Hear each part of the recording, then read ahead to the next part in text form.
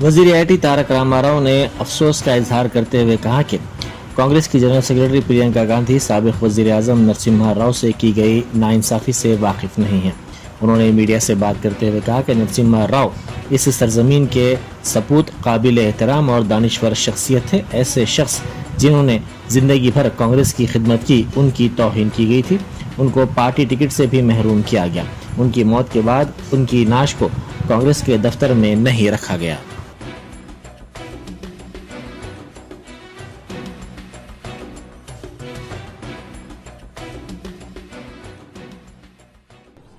It's truly unfortunate that Srimati Priyanka Gandhi does not seem to have an iota of information on the history of injustice that has been meted out to late Prime Minister Shri P.V. Narasimha Rao Garu.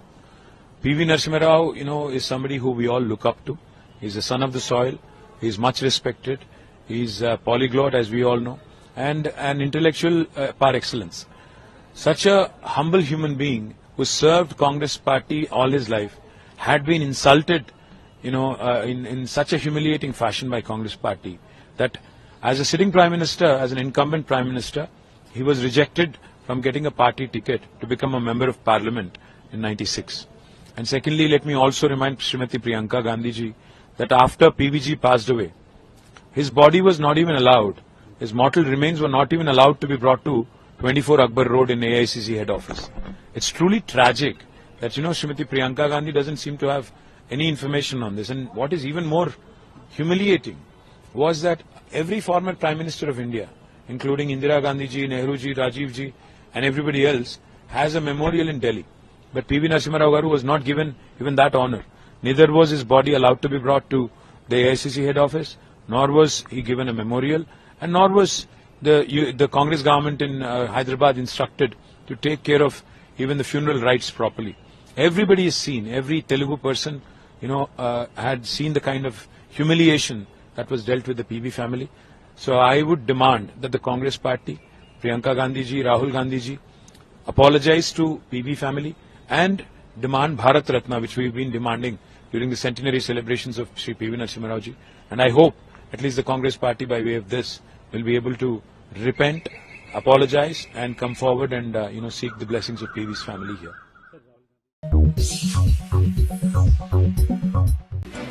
BRS के रुकन कानून साज council कविता ने कहा है कि हम एक खानदान हैं। तेलंगाना के 4 करोड़ खानदानों के दिल एक साथ अमन और तरक्की के लिए धड़कते हैं। कोई भी हमको तकसीम नहीं कर सकता। दिल्ली वाले आकर हमारे खानदान के बारे में बात कर रहे हैं। उन्होंने कहा कि वो ये बताना चाहती हैं कि 4 लोगों का खानदान नहीं, बल्कि तेलंगाना के 4 करोड़ अवाम का खानदान है।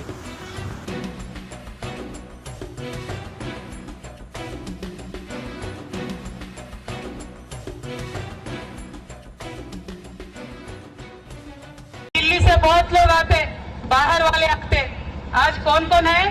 राहुल गांधी आए, प्रियंका गांधी आए, अमित शाह आए, आज नरेंद्र मोदी आ रहे, यूपी के सीएम योगी भी आ रहे। ये सारे बाहर वाले, दिल्ली वाले आके हमारे परिवार के बारे में बात कर रही हूँ। मैं आज वो दिल्ली वालों को सभी को बताना चाहती हूँ, हमारा 4 लोगों का परिवार नहीं है, हमारे 4 करोड़ों का तेलंगाना परिवार है। 4 करोड़ों का तेलंगाना का परिवार है। हमारे परिवार में आके आप डिफरेंसेस क्रिएट नहीं कर सकते। हमारे परिवार में आके आप झगड़ा नहीं रख सकते। हमें मालूम है कौन सही है तेलंगाना के लिए। जिस तरीके का अमन और चैन 10 साल से यहाँ पे हमने कायम करके रखा है, आज हिंदुस्तान के किसी भी रियासत में नहीं है। आप सोचिए वोट करने से पहले। वज़ीर दाखिला मोहम्मद महमूद अली ने कहा है कि केसीआर की शोहरत सिर्फ तेलंगाना में नहीं बल्कि मुल्क भर में फैल गई है, क्योंकि केसीआर एक अमली, सेकुलर और मुस्लिम दोस्त वज़ीर आला है। उन्होंने हज़रत ख्वाजा मोइनुद्दीन चिश्ती रहमतुल्लाह अलैह की बारगाह के लिए गिलाफ मुबारक रवाना किया। इस मौके पर वज़ीर आला चंद्रशेखर राव ने कहा कि केसीआर मौजूदा दौर के मिसाली वज़ीर आला हैं जो रियासत की तरक्की और आवाम की फलाह व बहबूद के लिए मुसलसल काम कर रहे हैं। उन्होंने कहा कि मुल्क भर की स्कीमात तेलंगाना में हैं। वज़ीर मौसूफ ने कांग्रेस को सख्त तनकीद का निशाना बनाते हुए कहा कि कांग्रेसी कायदीन सिर्फ इंतखाबात के दौरान हरकत में आते हैं।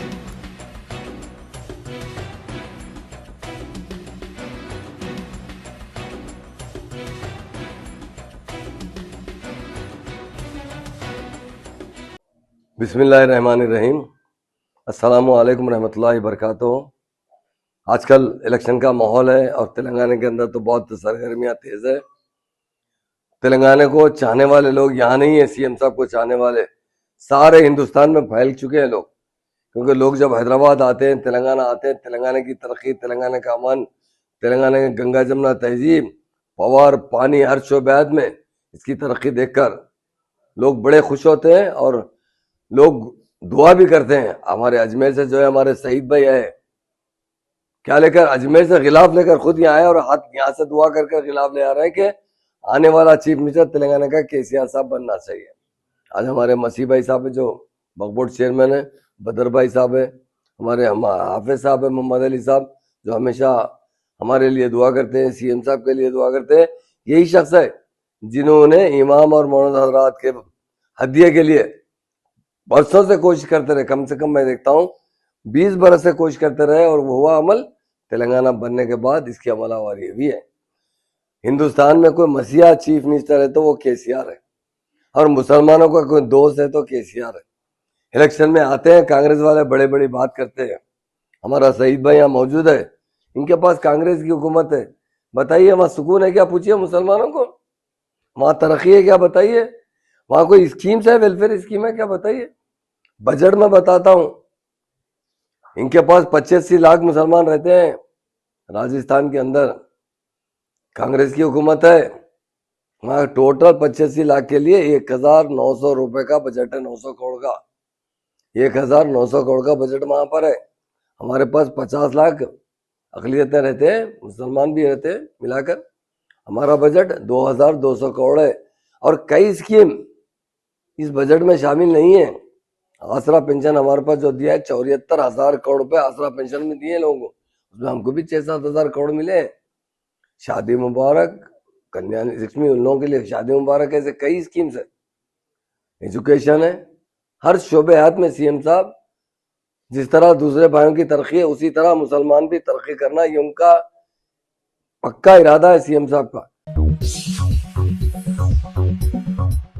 मरकजी वज़ीर दाखिला अमित शाह ने कहा है कि मजहब की बुनियाद पर रिजर्वेशन देने वाली वाहिद रियासत तेलंगाना है। उन्होंने इशारा दिया कि रियासत में बीजेपी के बरसर इख्तिदार आने पर मुसलमानों को दिए गए 4% रिजर्वेशन को मनसूख कर दिया जाएगा और इसे SC, ST और OBC में तकसीम किया जाएगा। उन्होंने कहा कि मरकज़ में बीजेपी ने जो वादे किए थे वो पूरे किए हैं। अमित शाह ने जोर देते हुए कहा कि अवाम तेलंगाना में तब्दीली चाहते हैं। बीजेपी तेलंगाना की तरक्की के लिए पुरअज़्म है। अवाम का वोट हिंदुस्तान के मुस्तकबिल का फैसला करेगा। उन्होंने मीडिया से बात करते हुए कहा कि रियासत तेलंगाना का क़याम 1200 नौजवानों की तवील जदोजहद और कुर्बानियों के बाद अमल में आया। ताहम तेलंगाना को रियासत का दर्जा मिलने के बावजूद अवाम की ख्वाहिशात और तवक्कुआत पूरी नहीं हो सकी।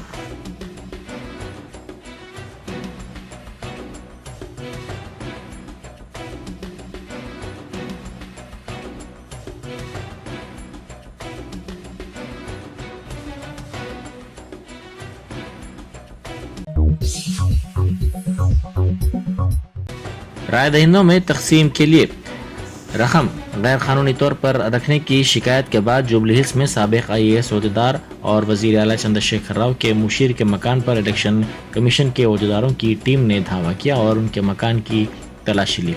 इस वाक़े की शिकायत करने वाली कांग्रेस के कारकुनों की बड़ी तादाद वहां जमा हो गई। पुलिस ने कांग्रेस कारकुनों पर लाठीचार्ज किया, जिस पर कांग्रेस कारकुनों ने पुलिस के खिलाफ नारेबाजी की।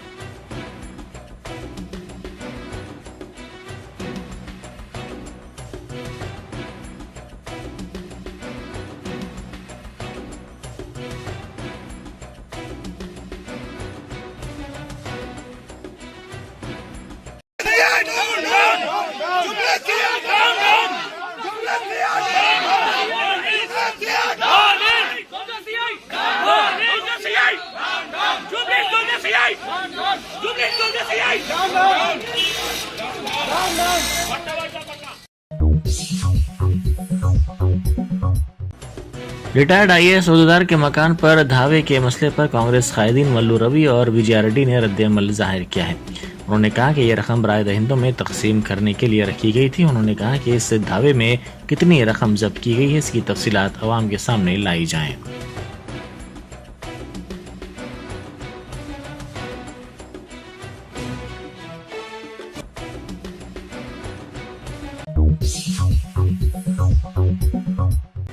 कोल्हापुर असम्बली हल्के की आज़ाद उम्मीदवार बरेलिका की तायद उस्मानिया यूनिवर्सिटी के तलबा ने की। इन तलबा ने चलो कोल्हापुर रैली निकाली। प्रोफेसर कांचा अल्लैया ने बरेलिका की तायद की और बेरोजगार तलबा और नौजवानों से उनकी तायद की ख्वाहिश की। उस्मानिया यूनिवर्सिटी आर्ट्स कॉलेज से इस यात्रा का आगाज हुआ।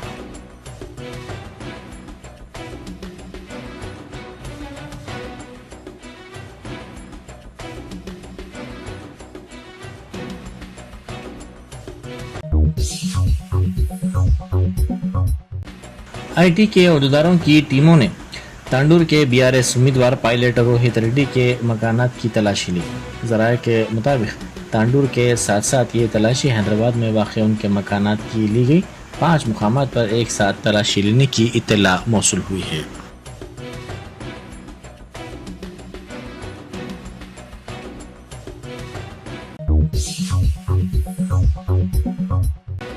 फिल्म नगर सोसाइटी के डायरेक्टर सूर्या नारायण की सदारत में मुनक़िदा इजलास में खैरताबाद के एमएलए डी नागिंदर ने शिरकत की। उन्होंने आने वाले इंतखाबात में तायद करने की आवाम से ख्वाहिश की, जिस पर आवाम ने उन्हें वोट देने का तयक़ुन दिया। इस प्रोग्राम में फिल्म नगर कल्चरल सोसाइटी के सदर शेषगिरी राव और दूसरे मौजूद थे।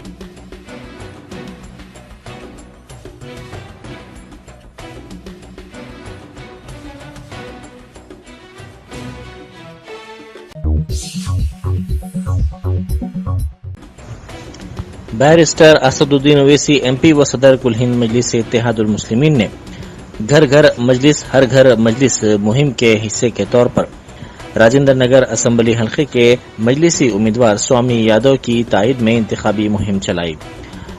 उन्होंने राजेंद्र नगर के महमूद वैली और दीगर इलाकों में घर घर पहुंचकर आवाम से मुलाकात की और स्वामी यादव को कामयाब बनाने की अपील की।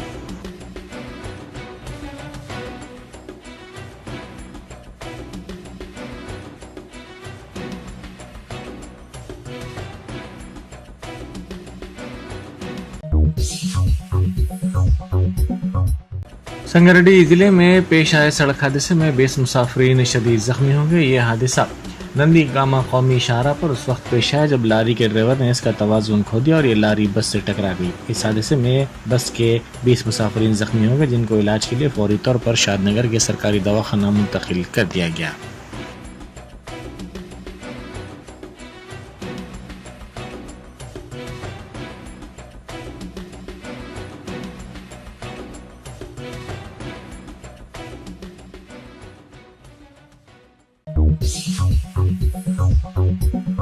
Top selection computers sales and services technology के इस दौर में हम लाए हैं आपकी खिदमत में branded Dell, HP, desktop, laptop और सीसीटीवी कैमरा। 15 सालों से 3 से 5 लाख कस्टमर्स को सिंगल और bulk quantity wholesale price with latest generation school, colleges, corporate office को हम सप्लाई कर चुके हैं। इसके अलावा एक्सपर्ट इंजीनियर्स की निगरानी में रिपेयर चिप लेवल के सर्विसेज भी अवेलेबल है। अगर आप घर, दुकान और लोकेलिटी को क्राइम फ्री और सेफ रखना चाहते हैं तो हमसे इंस्टॉल करवाइए सीसीटीवी कैमरा, HD क्लैरिटी और वो भी बेस्ट क्वालिटी और बेस्ट प्राइस के साथ। और address Vijayanagar colony beside Ryan hotel, Hyderabad. Director Syed Rashid Ali Majid. Contact 9849715954।